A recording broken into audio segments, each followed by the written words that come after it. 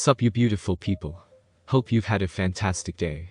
Welcome back to a brand new episode of What If Deku was the Ghost Rider. If you guys enjoyed this what if, comment down below and let me know. And go ahead and check out other what ifs in the channel after watching this video. Don't forget to shower some appreciation onto the incredible author responsible for this fanfiction. The link is conveniently waiting for you in the description box down below. Before we get into it though, don't forget to subscribe and leave a like, and also share this video with your friends. So let's start this video. Before crashing to the ground, after being thrown into the air by the Nomu, Izuku managed to turn the motorcycle in mid-air, so as to land on the wheels. The impact generated a violent shock wave, and the ground below cracked heavily, but he didn't even seem to notice it. Raising his head slightly, Izuku saw the Nomu who had thrown him away from the central plaza land a few meters away, generating an equally violent shockwave. The Nomu immediately turned to Izuku and lunged at him to try to hit him with a fist, but Izuku tilted his head to the side, thus avoiding the blow, before hitting his opponent with a violent uppercut to the chin. A chilling noise of broken bones rose in the air when the Nomu's head ended with the chin pointing to the sky, its neck now broken. However, in a matter of seconds, the Nomu returned to look at Izuku, as if it had never been hit, and instead tried to crush Izuku, with both hands closed like a mallet.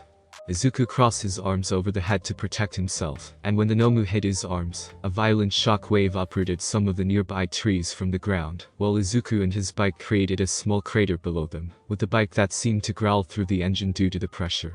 Suddenly stretching out his arms, Izuku managed to repel the enemy, making it step back before hitting the creature in the chest with a ball of fire. The explosion that followed threw the Nomu several meters away, while Izuku dismounted from the bike and approached his enemy, which was already getting up, albeit with a nasty burn on its chest. With an inhuman roar, the Nomu tried to hit Izuku again with a fist, but he simply raised his hand and caught the fist. Some of his bones cracked due to the impact, but Izuku simply tightened his grip on the fist, and the Nomu tried in vain to free itself, continuing to pull with its arm. Meanwhile, Izuku silently watched the creature in front of him, almost interested in what he was sensing, that is, nothing. That humanoid thing was almost devoid of soul, an empty shell. He could feel remnants of its soul and sins, but they were very feeble, as if the mind and soul of that thing, before becoming such, had been distorted and destroyed by an external force.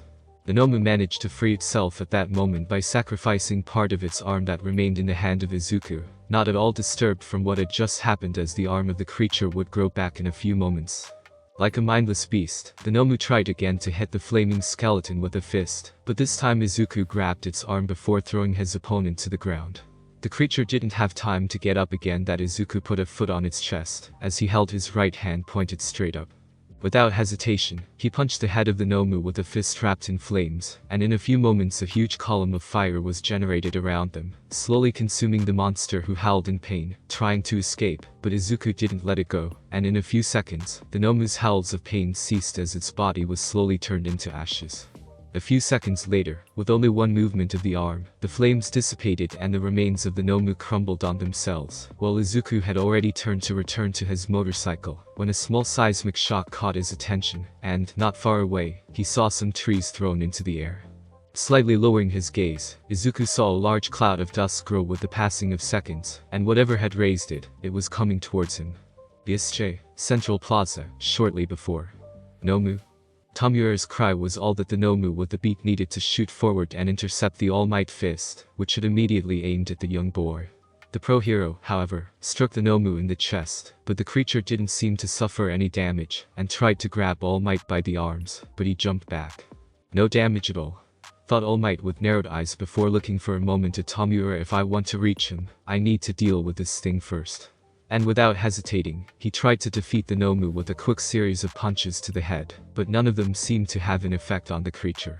Seeing that All Might wasn't able to defeat the Nomu, Tomoura seemed to regain confidence in his plan. You scared me before. I thought you would have defeated my special bio-engineered weapon in an instant, but instead you weren't able to, and you know why. He took a step forward with a hidden grin on his face, because it's got shock absorption. If you really want to damage Nomu, you'd be better off slowly ripping him apart, piece by piece. Not that it'll give you that chance. Shock absorption, huh? In that case. All Might avoided a punch in the face before going around his opponent and encircling its waist with his arms. Without giving it time to react, All Might arched his body and tried to crash the Nomu to the ground with a powerful suplex that generated a violent shockwave. However, when the dust dispersed, the few students present were shocked to see that a portal of dark fog had blocked All Might's attack, making the upper part of its body appear right under the pro hero, and, at that moment, the Nomu had its claws stuck in All Might's sides, making him bleed. "So you hope to drive him into the concrete and seal his movements?" asked Tomura with a raised eyebrow. "It wouldn't have worked." Crunch. Ha. Tomura could only watch with horror and fear, as All Might proceeded to drag out of the portal his opponent, after having grabbed its wrists before breaking them with the sheer force of his hands. After that, All Might crashed the Nomu against the ground, creating a small crater in the concrete under them. "That's impossible," thought Tomura with scared eyes. "He shouldn't be so strong." "He said the best way to defeat your weapon would be to slowly rip it apart, piece by piece, right?" asked All Might, looking straight at Tomura. "If I were not in a hurry, I might even consider your suggestion." "TCH. Don't think you've won just because you broke its wrists. Nomu was created to defeat you," shouted Tomura with his voice filled with rage, and, at that moment, the Nomu stood up, his wrists already regenerating. "See? This is its hyper-regeneration. As I just told you, Nomu was specially created to fight and defeat you." All Might stared at the creature in front of him with a strange light in his eyes. "A biological weapon created to defeat me, equipped with quirks suitable for the purpose. It's not possible to obtain a similar result with simple science. This is certainly his work." But his thoughts were suddenly interrupted when three blurs darted towards Tomura and Kurogiri. Two of them, who were Denki and Ichiro respectively, tried to hit Tomura from behind, but the villain managed to avoid them both by jumping, landing at a safe distance from the two students. On the other hand, Kurogiri wasn't so lucky, and Katsuki managed to hit him with an explosion near his head, succeeding then to throw him on the ground, with one hand pressed against the metal parts on his neck. "You slipped up, you bastard," said Katsuki with a huge grin on his face, while Denki and Ichiro moved near him. "As I thought, that dark fog serves to hide your physical body. Now, try doing something fishy and I'll blow you straight to the kingdom come." "That's not very hero-like, you know," muttered Denki with a sweat drop. "Not only have you defeated our associates, but you're all at full health," said Tomura looking at the three students. "Today's kids really are something. Our League of Villains should be ashamed." He then glanced at Almighty as aiming at me, as if I were the final boss. "If we don't recover Kurogiri, we won't be able to leave here.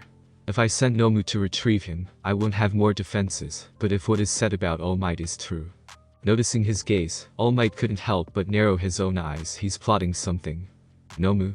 Tomura's voice was calm despite the sick grin hidden by the hand on his face. "Take out the explosive brat. We need our escape route back." In a blink of an eye, the Nomu sprinted toward Katsuki, who couldn't even see it move, with alarming speed, but All Might managed to follow it with his eyes. Fast. Nomu's fist hit the mark, and a violent wave of wind swept away all the surrounding trees, while its target was thrown several meters away. But Tomura had his eyes pointed in another direction, that is where Katsuki and the other two students had just landed. One of those brats has an electric quirk, but none of them have the reflexes to keep up with Nomu. Which means...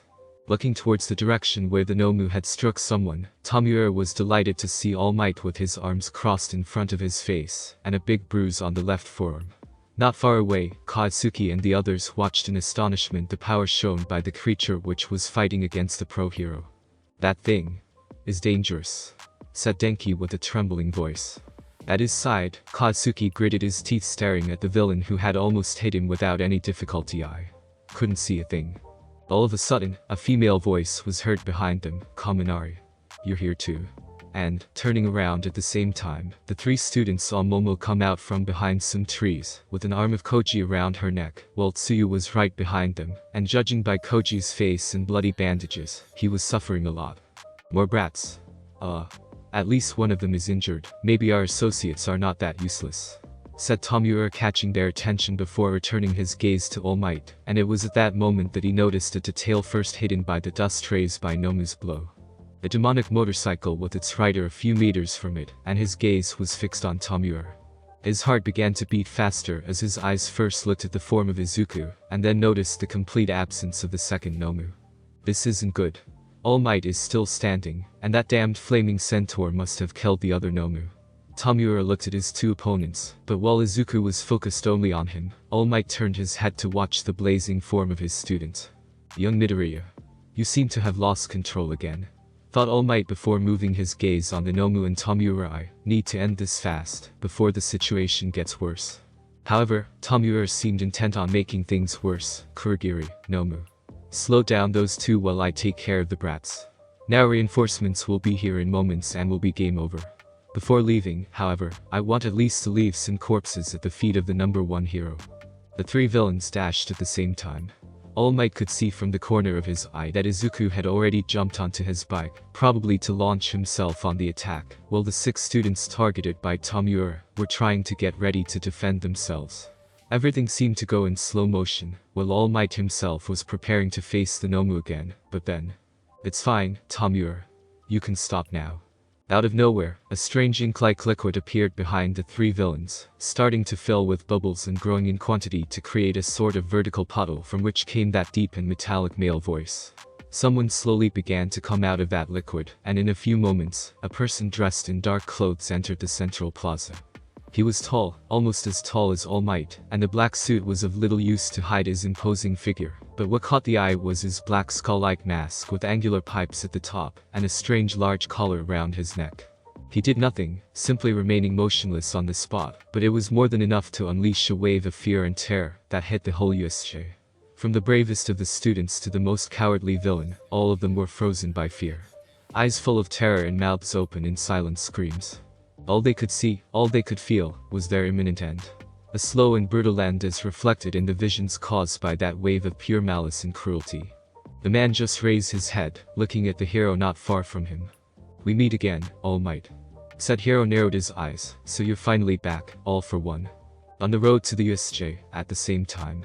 A huge yellow and black vehicle, which could be compared to the union of a bulldozer and a monster truck, was advancing at full speed along the road to the USJ, leaving behind signs on the asphalt. "This thing can't go faster?" asked Midnight, looking at the back of the cockpit. "It was designed to be used on rough terrain, not on a paved road," shouted back Power Loader while driving the vehicle. "If I accelerate even more, I would risk destroying the asphalt." Midnight huffed before crossing her arms to the chest, watching the other teachers currently sitting behind the cockpit, inside a comfortable trailer with chairs. The only one who wasn't seated in a chair was Nezu, the principal of UA, currently sitting on Vlad King's legs, as he listened again to Toru and Tenya, the 2 students who had returned to school to warn them of the villain attack. "The Quirk able to warp so many people," said Nezu, shaking his head. "It's a pity that a person with such a rare quirk has decided to become a villain. Now is not the time to think about those things. We must first of all take care of the safety of the students," said Recovery Girl with a stern face. "I just hope there are no serious injuries.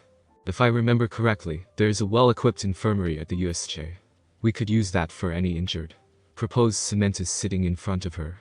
"Yes, that could work." She stopped mid-sentence, gripping her cane tightly. Toru and Tenya, both sitting near Vlad King, noticed how the atmosphere had suddenly become darker and tense. All the teachers had their eyes wide open, as if something had caught them off guard. "This feeling," growled Vlad King. "Yes, there's no doubt. It's him," said Nezu with a nod before looking toward the cockpit power loader. "We need to reach the USJ as soon as possible. I'll deal with any complaints about the asphalt."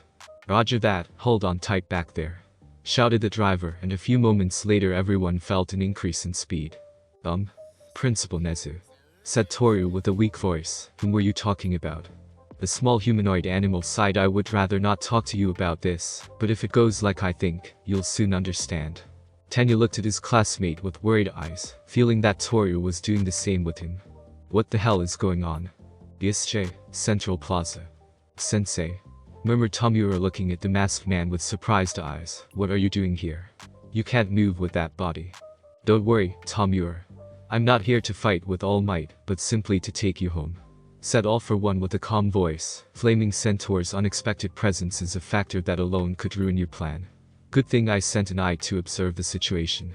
As if his words had triggered something, Izuku rushed towards All for One, remaining on one wheel for a moment before gaining speed, but the villain didn't seem at all troubled by his action.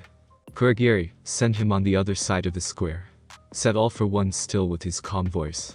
Without objecting to his orders, Kurogiri took a step forward and, when Izuku was a few meters away, opened a portal in front of his motorcycle. Izuku couldn't stop in time and crossed the portal, finding himself on the other side of the square. Realizing his new position, he immediately turned the handlebars, braking at the same time, so as to make his bike drift. When he finally managed to stop, Izuku looked at All for One, a threatening growl rising up his throat. So he's really a student. You should start teaching him something about prudence, All Might. If your teacher could see you now, what do you think she would say? Asked All for One, and a note of mockery was distinguishable in his voice. All Might clenched his fists with anger before crossing the arms in front of his chest. I don't know why you made your return today, but I don't care. If I let you escape, it would be an insult to 13's memory. Oh? So you killed 13? Asked All for One, with a vaguely surprised voice. Yes, I used his quirk against him. However, I didn't stay to make sure of his death. Explained Kurogiri with a nod. It's a pity, his quirk was rather special, but his strength was the result of a lot of training and a lot of experience in using it. Said All for One, his quirk would not have served my purpose. Carolina. All Might dashed forward to hit All for One, destroying the floor behind him, but when he was about to hit his opponent, the masked villain raised his hand, and his fingers turned into strange little black tendrils that immediately wrapped around the chest of All Might, preventing him from ending his attack, before throwing him onto Izuku, who had again tried to reach them with his motorbike. The impact knocked Izuku away from his bike, with All Might ending up on top of him, but before the hero could move, Izuku abruptly pushed him away with his arm before getting up again.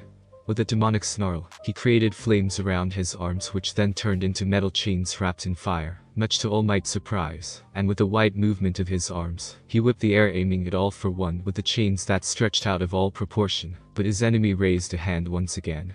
An interesting trick, but let me show you mine now. And with that, he snapped his fingers. For an instant nothing happened, but then the area in front of him was hit by a violent wave of air that broke the chains to pieces, leaving deep gashes in the ground before reaching Izuku, shredding his costume as well as his bones, as if he had been hit by an infinite number of sharp blades. Izuku, now without both arms and half skull, fell to the ground on his back with a loud thud, while All Might and the students watched the scene with shocked eyes. Air cutter plus air propulsion plus 5 air boost quirks plus controlled output. Said All for One, lowering his hand, a nice combination which allows me to unleash thousands of powerful blades of wind in a demarcated area in front of me. Sensei, did you defeat him? Asked Tomura, looking at his teacher in awe. After a couple of seconds, All for One uttered a single word: no. Wah. His arms are growing back. Noted Kurogiri, looking at the form of Izuku with narrowed eyes. Not only he can use fire, but he also has super regeneration. Growled Tomura, he's cheating. Now Tomura. One could say that I am cheating too. Said All for One, however it is time to go. Kurogiri, if you could. With a nod, the villain opened another portal, and the Nomu entered it, followed by Tomura. While the masked villain looked at All Might, it seems that today won't be our last meeting, however I want to go, leaving you with a choice. He raised both arms, pointing them in different directions, before they both grew bigger, as if they could not contain his power. The son of the number 2 hero, Endeavor, or the heiress of the Yoirozu company. Who will you save? All Might's eyes widened in disbelief, while his mind realized that All for One's left arm was aimed at the small group of students not far from Izuku, while the other arm was pointing the top of the stairs leading to the central plaza, where there were other students together with Shota. This isn't good. Even with my speed I won't be able to move them all before they get hit. With that one thought in mind, All Might faded into a burst of speed just as All for One released the power contained in his arms. Outside the SJ, a few seconds earlier. Power Loader's vehicle stopped abruptly as everyone else was already leaping out and then rushing toward the entrance to the stadium, with Nezu and Recovery Girls sitting on Vlad King's shoulders. The first to reach the entrance was Present Mick, who entered screaming, "All right. We need to," but his voice was overwhelmed by a deafening roar, followed by a violent gust of wind that threw the heroes to the ground, as well as the students close to the stairs, causing panic among them. For a few seconds, they all stood on the ground, groaning in pain with a sharp whistle in their ears, then slowly they started to get up. Tenyu was the first to turn his gaze on his classmates, noting that Achako, Yuga, Minoru, Mina and Meiza were fine, and that now also Shoto and their teacher had joined them, although Shota was seriously hurt from what he could see, but not worse than 13, whose body was held tightly in Meizo's arms. "Ugh. What happened?" asked Midnight, holding her head with one hand. Nezu stood up, staggering before looking at the students. "Everyone, are you all right?"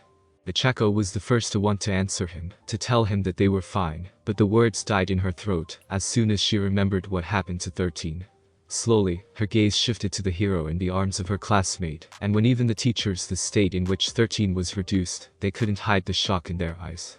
The covery girl was the first to run towards them, while Shoto, along with Yuga, placed their homeroom teacher on the ground, next to 13.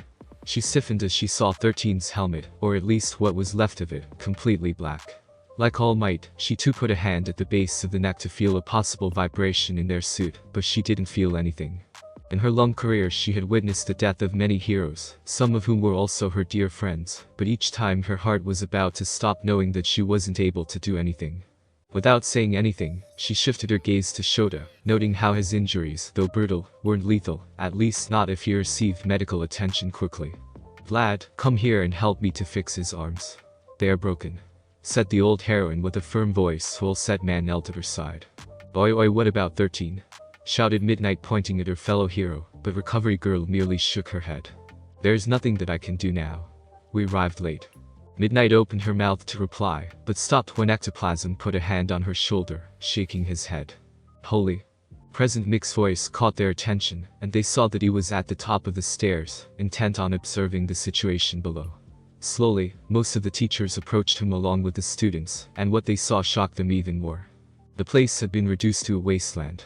The pavement had been completely swept away along with all the surrounding trees. On the right, slumped against some destroyed trees, there were Katsuki, Tsuyu, Momo, Denki, Ijiro and Koji, all of them with various wounds on their body. Not far away, there was Izuku with his body turned into a flaming skeleton, intent to regenerate his wounds, but what surprised them most was on the other side of what was once the central plaza. A tall man dressed in a black suit and a mask of the same color covering his face, was standing with his arms outstretched. Behind him, there was a strange black fog that was changing shape, assuming a vaguely humanoid shape, while in front of him was All Might. The pro-hero had both fists resting against the palms of the masked man's hands. His shirt was now tattered to show his body covered with wounds, but the worst were his arms, completely covered with cuts and blood.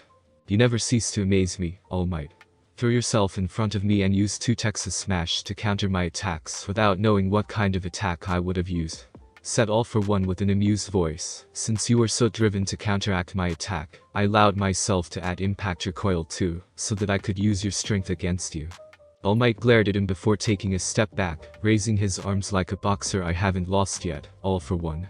Obviously you haven't lost. We will have the chance to end our fight the next time we see each other," said the masked villain before unleashing a powerful shockwave from his own body, throwing All Might several meters away. "Enjoy it, as long as you can. This transient piece of yours." All for One then turned to Kurogiri, telling him to open a portal, but, before entering the aforementioned portal, he raised a hand to deflect 3 bullets aimed at his head. Looking at his side, he said, "Save your bullets, Snipe. Such a weapon will never stop me." And with that, he entered the portal, which closed immediately afterwards, taking with him also Kurogiri. At the top of the stairs, Snipe put his gun away. They managed to escape. "Ignore them. We have more urgent problems at the moment," said Nezu, looking at the wasteland in front of him. "Go and look for the other students and protect them. The police should arrive at moments together with ambulances." Present Mick, Sniper, Ectoplasm and Midnight nodded before running away, while Power Loader and Cementus went to help All Might and the others. Principal Nezu. The little humanoid animal didn't move, still giving a sign to Hound Dog that he was listening to him. "We have never been hit so hard. These villains are not like everyone else, and today's wasn't a simple message like with the gate. Yes, I know. They have clearly declared war on us," nodded Nezu with his eyes fixed on All Might and the other students. "Once back at UA, I will summon the school council. I want all the teachers present. We have to act quickly. We don't know when they will come back, and now we know that All for One was the mind behind the first attack." "Yes sir," nodded Hound Dog with his glare fixed on the spot where the masked villain had crossed the portal. "What about the students?" "First of all, let's make sure they're okay. We'll explain everything to them tomorrow," said Nezu with a calm voice, but Hound Dog was sure that Principal wasn't looking forward to that kind of explanation. "There's also the matter about 13. Nezu sighed, suddenly feeling a great weight on his shoulders. "We will discuss it tomorrow. For now I want the body to be transported to a mortuary, even at the cost of going against the police. I don't want a hero, who sacrificed himself for the students, to receive the treatment of an ordinary corpse." "Very well," nodded Hound Dog before looking back at the main entrance. "Looks like the police is here." In fact, at that moment, dozens of policemen came along with some nurses who rushed to help Shota and the injured students, while the policemen were preparing to arrest the unconscious villains. Unknown location. The portal of dark mist opened inside what looked like a large warehouse, and Tomoura came out of it, along with the Nomu, then followed by All for One and finally Kurogiri. The young villain turned to his teacher to ask him something, but a female voice was heard in the air. Welcome back, HONEY. From above a large silo a figure jumped up before landing a few meters from Tomoura, revealing to be a young girl with brown hair that covered her left eye. Would you like a bath, a warm meal or maybe? Emmy. Kun. Growled Tomoura looking at her. What are you doing here? Kayahaha. I'm helping sensei to save your ass. Laughed the girl showing her sharp teeth. If it hadn't been for my bees, you would have been burned to ashes by flaming centaur. Why you? Calm down, Tomoura. Said All for One with a calm voice walking toward a door. He opened it, thus showing a small office full of monitors and a large chair in the middle. He took off his helmet and collar by placing them on a small piece of furniture, before going to sit down, where he then stuck some small cords in his face, even if only his mouth remained on his face, since his entire head was covered with scar tissue. He looked at Tomoura. The presence of flaming centaur is an unexpected factor, and we should have given more credit to the news of those journalists, but now what is done is done. It does not make sense to cry over spilled milk. Tomoura, find stronger troops. Take all the time you need. It is time for the world to understand the terror you represent. Tomoura nodded at his teacher before leaving the office with Kun and Kurogiri, who worked them at their hideout. The mist man then walked behind the counter of the bar, serving a drink to the girl. So, what are you going to do now, Tomoura? Asked Kun with a grin without looking at him. I'll do as I have been told and I will find stronger allies. Those students are stronger than expected. They completely wiped out our associates, and even that useless American was defeated by flaming centaur, as well as the second Nomu. Growled Tomoura sitting in front of the counter before side looking at her. Do you know someone? Kun looked at the ceiling for a moment, before grinning again. Maybe. I met him when he was just a masked vigilante, but now he has become something more dangerous. Who is he? Kaihaha. Anxious to get to work, aren't we? Laughed Kun before tossing her glass at Tomoura, who caught it before pulverizing it with his quirk. He's slowly becoming famous, but I think you can already know him as the hero killer. Stain. Yusche. It took at least 40 minutes, but eventually all the criminals were being transferred to armored police vehicles, while the students were close to the entrance, most of them with some bandages or patches in plain sight. A man with a coat and hat typical of the detectives was counting them. Besides the one with the wound in the abdomen, it seems that everyone hasn't suffered serious injuries. What about Aizawa-sensei? Asked Suyu looking at the detective. Both arms were smashed to splinters. His face is also fractured. Thankfully he doesn't have any brain damage, but his eye sockets have been pulverized. There's a chance he may suffer long-term loss of vision, or so they told me from the hospital. Explained Namasa looking at her, earning some worried looks from the other students. All Might's injuries aren't life-threatening. It's possible that recovery girl's quirk will be enough for him, so he's gone off to the nurse's office with your classmate, and I actually have business there myself. He looked at a policeman with a cat head. Sansa. I'll leave the rest to you. Understood. Nodded Sansa, raising his arm. Namasa looked for a moment at Izuku, who's sitting near the entrance, before shifting his gaze toward Nezu principal. I have to go and talk to All Might about some important issues. I would like to know if it is possible to take with me Izuku Midoriya. The little humanoid animal looked at him with surprised eyes. May I know why? It's because of his condition, said Namasa with a knowing look, and that was enough for Nezu, who simply nodded at him. Thank you very much. I'll contact you in the future days. Then he looked back at Izuku Midoriya. You need to come with me. I have some questions for you. Izuku seemed surprised by the request, but nodded the same as he followed the detective, while the other students watched the scene in confusion.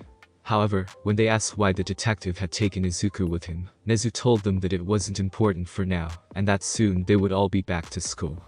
Meanwhile, Izuku had just climbed into Namasa's car. What about my bike? We will make sure it is transferred to your address, said Namasa looking at the road. After a few seconds of silence, Izuku asked, Did you have problems at work because of me? Namasa sighed before shaking his head with a little smile. Not too many. When the journalists saw you at school, the chief found out your identity using his authority, and it was easy for him to do 2 + 2, so he called me into his office. I told him some things, omitting many details. At the end he seemed satisfied, but he warned me that with another stunt like that my career will be over. I'm sorry, said Izuku looking away before adding, he took it better than expected.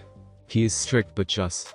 He hasn't forgotten that during your career as a vigilante you have saved many lives, including those of several policemen, replied Naomasa with a calm voice. In public he must appear as a firm and tireless leader, but in private he knows that many laws are not exactly welcome among the population. It's also the reason why he decided not to take you to the police station and keep you in jail. Sounds like a reliable boss, said Izuku with a little smile. Yeah. Naomasa spared a side glance at him. So, care to tell me what happened today? Izuku sighed. Shit happened. You're talking like Johnny, noted the man with an amused smile. After almost a minute of silence, Izuku began to tell. We arrived at the USJ, where 13 explained some things to us, then the villains arrived, and I lost control. Again. Today it was almost impossible to try to fight against my quirk. There were some villains with such a dark soul that I transformed almost instantly and tried to kill them. Do you remember something of them? Besides the simple villains, there was a guy made of black mist.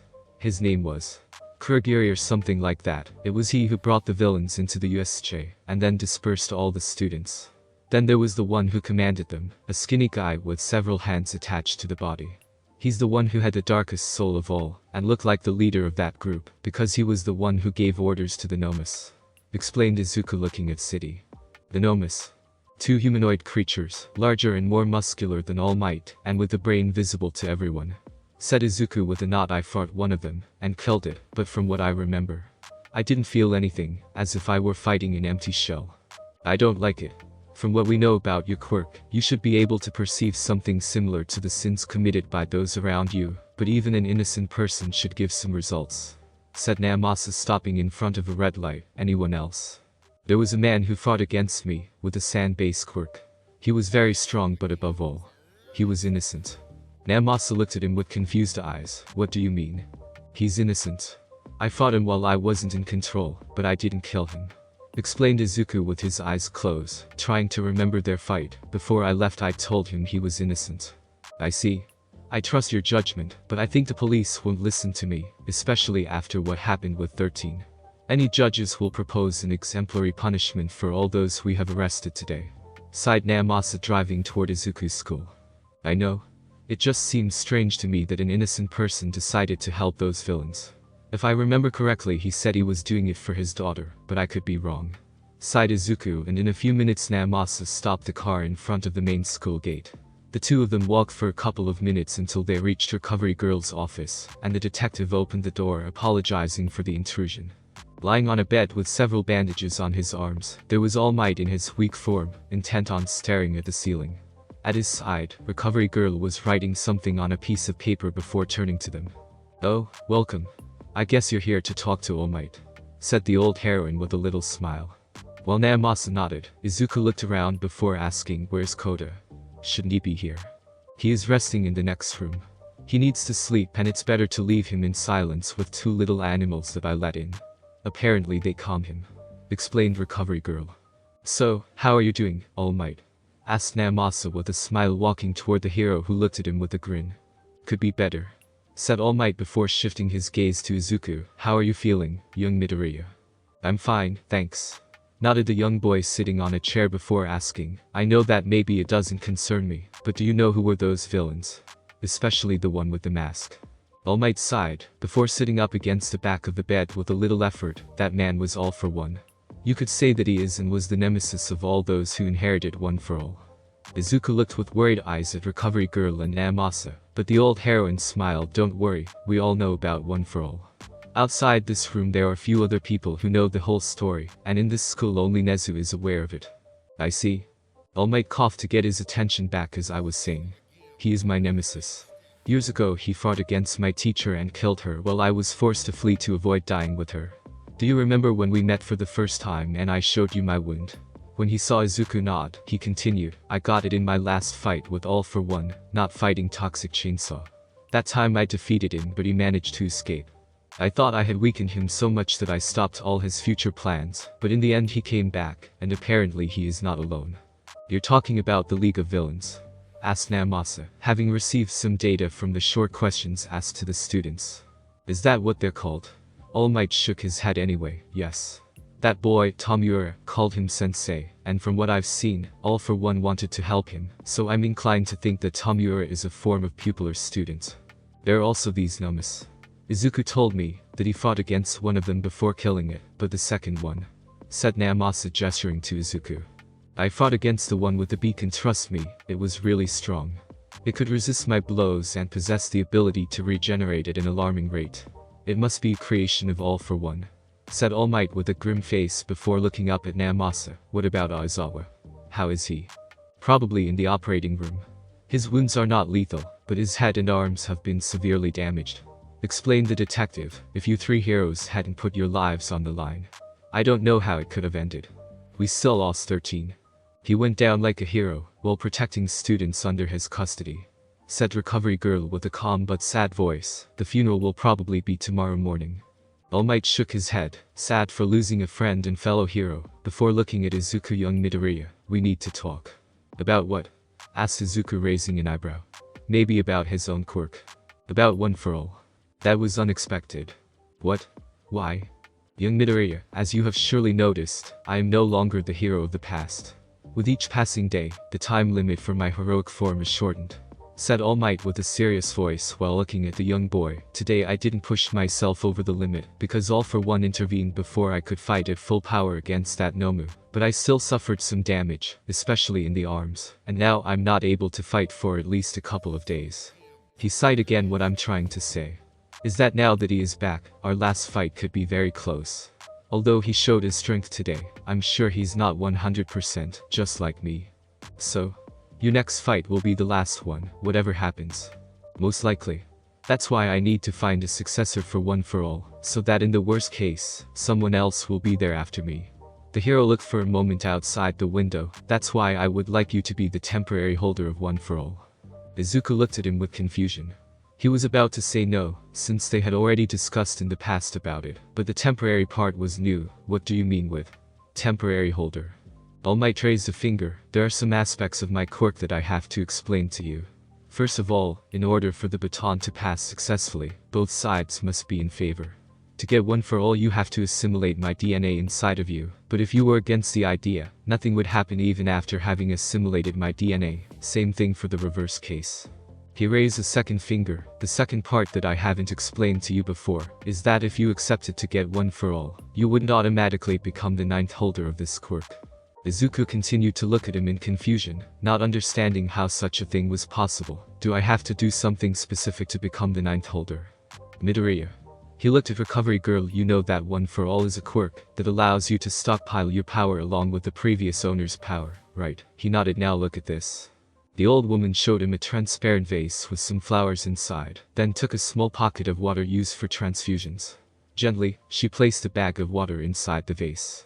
Now, imagine being the vase while the water bag is One for All, said Recovery Girl. Do you think that the water inside the bag will help the flowers stay hydrated? Izuku shook his head. No, because it's inside that little bag. That's the point, said All Might, pointing at him. To become the 9th holder of One for All and then stockpile your power to the whole, you'll first have to use One for All at least once. With the first use you will officially become the holder of One for All, while I will remain with some leftovers with which I can continue fighting for a while, depending on how I use them. I see. But what's the point of being a temporary holder? Asked Izuku with a raised eyebrow. Because One for All will actually be inside you, and you will be able to pass it on to someone else when you want.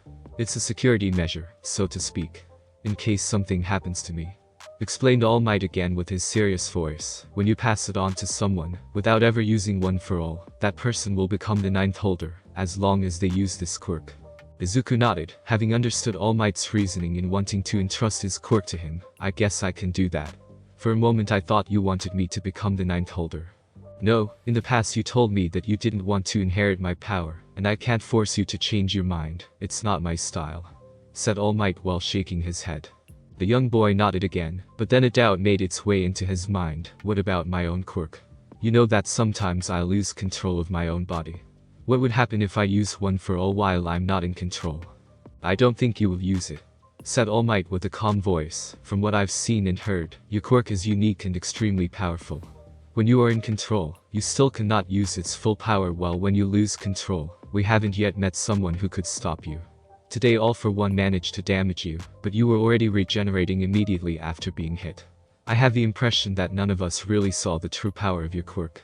That's why I don't think you'll get to use One For All, because in the end it's a quirk that makes you stronger physically. In my case I also got my muscular form, but the real quirk is based on the strength I gain. That is only a hypothesis though. Noted Izuku with an arched eyebrow. Up until now I have only dealt with simple villains, but All For One is extremely more dangerous than all of them. I can't even understand what his quirk is. Is it some kind of wind control? All Might shook his head. No, his quirk is called All For One, just like him. He can steal the quirks of others, taking them for himself and leaving other people without their quirk. He can also merge those quirks to create new attacks, as you saw today, and he can also transfer the quirks he steals to other people. He is also the one who made sure that One For All was created. Izuku widened his eyes in surprise. What? One For All was created. Thanks to him. All Might nodded. Apparently, many years ago, All For One had a younger brother who apparently was quirkless. All For One gave him a quirk, the power to stockpile power, but his brother already possessed a quirk apparently useless, and that is the possibility of being able to transfer it to others. Those two quirks merged inside All For One's brother, and so the quirk One For All was created. After that moment, that quirk has been handed down from generation to generation, gaining more and more power. It's a bit hard to believe. Don't tell me. Chuckled Namasa. When he told me the whole story, I was tempted to test him to see if he was drunk. Izuku smiled at his friend before looking back at All Might. Are you really sure about this choice? Aren't there any other candidates to inherit One For All? No, for now there are no other possible candidates, but maybe during the UA's sports festival, I will find someone suitable. Said All Might, and Izuku was so focused on him that he didn't notice the disapproving look that recovery girl sent to the pro hero. The young boy looked at his idol for a couple of seconds before sighing. Alright, if I have to be just a temporary container then I accept. What should I do to get One For All? All Might grinned at him before pulling off a hair. It's simple. Eat this. Are you fucking kidding me? UA, main courtyard, the next day. It was a gloomy day, clouds full of rain covered the sky, and the thunders were heard in the distance. The entire school had gathered in the main courtyard, where a large photo of 13 stood on a wooden stage, surrounded by white flowers. In the first row there were all the teachers and staff members, behind them the first-year students of all the courses, then those of the second year, and finally those of the third year. All of the students wore school uniforms with a black band around their arms, while the teachers were dressed elegantly but in dark colors, except for Shota who was still in the hospital. Classes for the day had been cancelled for every course, and the teachers would then move to the place of the actual funeral, away from any journalist. As the first drops of rain began to fall, Nezu slowly climbed onto the stage, watching all the people gathered in front of him.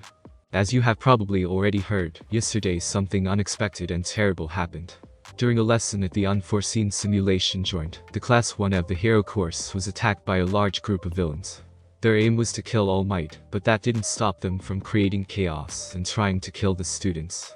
He paused for a moment. The criminals were defeated and forced to retreat, but at a high price.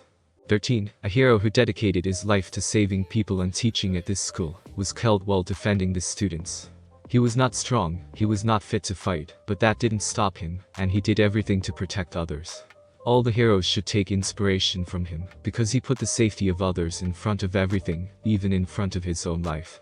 Yesterday, this school lost a unique and irreplaceable teacher, Japan lost one of its best heroes, and I, like all the teachers here present, lost a dear friend. Izuku noticed that some of the teachers, as well as some of the students, were crying in silence.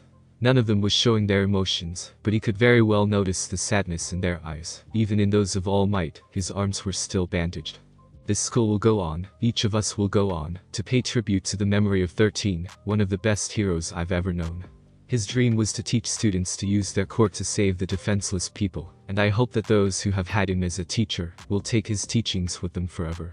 Thank you. A short but intense applause followed his words, but Izuku heard someone talking not far from him, where the classes of general studies were. I heard that those in the 1A were the first to attack, and that's why 13 died. Flaming centaurs in that class, right? In my opinion they attacked to take revenge on him.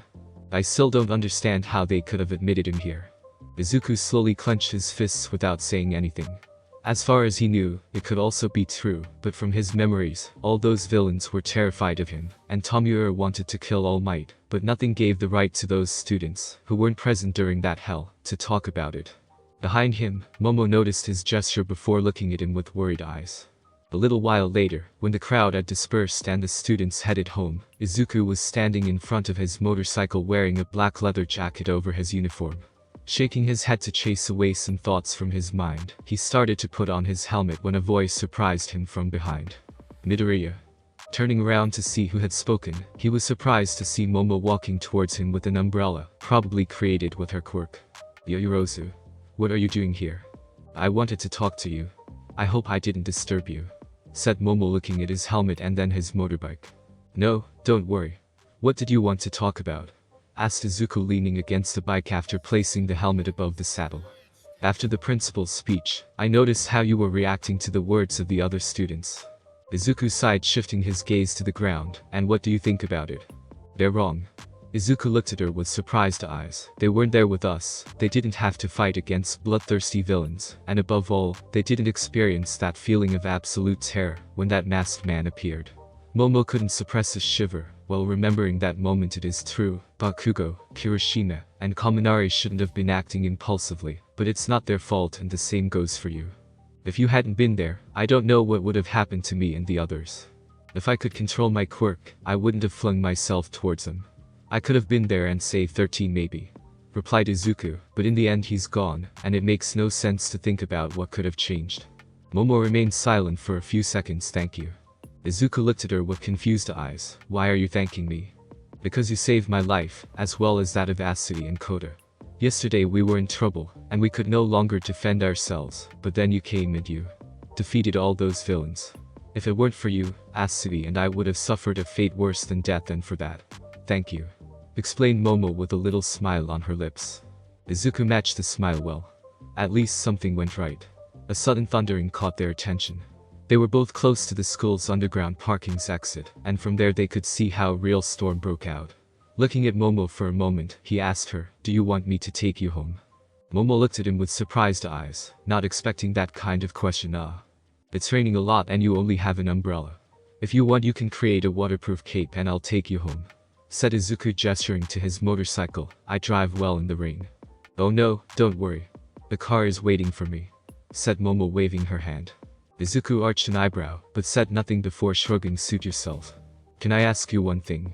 You just did, chuckled Izuku. What do you need to know? Yesterday you have created chains from flames. I didn't know you possessed such power. Where are you hiding it? Izuku shook his head. This quirk is still a mystery for me. When I'm not in control, my quirk can do absurd things. When I manage to regain control, I remember slowly what happened. And apparently I can even become a giant. Momo looked at him, shocked eyes. A giant? Yeah, I can change my size, like Mount Lady. Nodded Izuku, but I don't know how it is possible. I'll probably try to understand it in the future, as I will try to create other chains. Since it looks like a power similar to your quirk, would you like to give me advices? Yes, I don't see any problem with that. Nodded Momo with a smile before showing a more troubled face. Will you lose control again? I don't know. For years I kept training to control that aspect of my quirk, but sometimes I just cannot stop it. Sighed Izuku, looking away. It's also one of the reasons why I didn't want to enter this school. I'm too dangerous. Do you know why you lose control? Asked Momo, shivering a bit due to the cold wind. Izuku seemed to notice and, stretching an arm toward her, slowly opened his hand, creating a sphere of fire that began to heat her body slowly. She smiled at the gesture. Thank you. You're welcome. Nodded Izuku. About your question. Let's say that it's related to the wickedness of people. If someone extremely evil is near me, I might lose control. Momo seemed to think of something. So the other day, someone had appeared near the school. Izuku pointed with his free hand toward the exit. When they destroyed the gate, I felt their presence and my quirk took control. Now only extremely evil people can make me lose control, but I think over time I will be able to control my quirk. I think you will succeed. When you became famous for the first time, you left only victims behind. Now you are trying to improve, said Momo with a little smile before walking away. Thank you for your time, Midoriya. See you tomorrow in class. Izuku waved at her with one hand before getting into the saddle and put on his helmet. With a roar, the engine of his motorcycle came to life, and Izuku darted in the rain toward his home. UA Class 1A, the next day. It seems that the general mood isn't the best, thought Izuku looking around. Almost everyone seemed without energy, as if they did not want to do anything. Evidently the accident at the USJ had shaken them more than expected. In that moment the classroom door opened slowly and Shota entered mourning. "You back already, Aizawa-sensei?" asked Mina looking at him with shocked eyes. "Glad to see you doing well, sensei," said Tenyu raising his hand, losing for a moment his grim face. "If you can call that doing well," murmured a Chako behind him. "My welfare isn't important," said Shota sitting behind his desk before looking at the class. "So, who wants to quit?" The students in front of him looked at each other in confusion. "Why should we quit, sensei?" asked Hanta. "Because right now, I see people who have lost any desire to become heroes," replied Shota, confusing them even more. "You are all probably shaken by what happened the other day, and you are right to be so. However, cruel as it may be, that's the real world. Out there, heroes risk their lives every day, so if you think you can make fun of them by staying here just because you're students, it would be best if you left this school." Those words seemed to ignite a spark inside their eyes, but none of them spoke. "Good, it seems that you are not ready to give up. Not yet at least." Aizawa looked at each one of them. "We'll see it soon, because your battle is not over yet." "Our battle? You mean more villains?" shouted Minoru with a desperate voice. "UA Sports Festival is fast approaching," said Shota, catching them off guard, "and that's why the next 2 weeks will become a real hell for you." Why is that?" asked Mina, and she wasn't quite sure she wanted to know the answer. "Because by the principal's order, your classes on using your quirk will become more challenging. Normally this point would be reached later in the school year, but after what happened the other day it's better to anticipate," explained Shota before adding, "It's time to strengthen your quirks. Thank you so much for joining me on this incredible journey today. I hope you enjoyed exploring the fascinating what-if scenario of Deku. The possibilities were truly mind-blowing. If you found this video entertaining, don't forget to give it a thumbs up, share it with your friends, and subscribe to the channel.